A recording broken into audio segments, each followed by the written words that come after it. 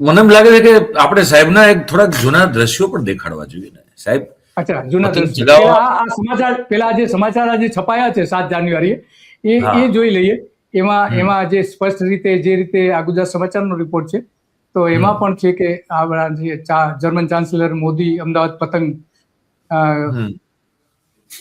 બેસેલા ટ્રમ્પને patch કાપશે, ટ્રમ્પનો patch કાપશે બંને ભેગા મળીને. ટ્રમ્પ બંને સામે ભેગા બોલી તો શકતા નથી, ટ્રમ્પ સામે બોલી તો શકતા નથી, પણ અહીં પેચ એ કાપશે કોણે એવું. આ લખનારાને કોણે કીધું છે કે પેચ કાપી કઈ રીતનો પેચ કાપશે?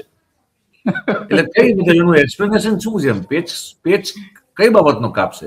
કઈ વાત હવે સામે બોલી તો શકતા નથી.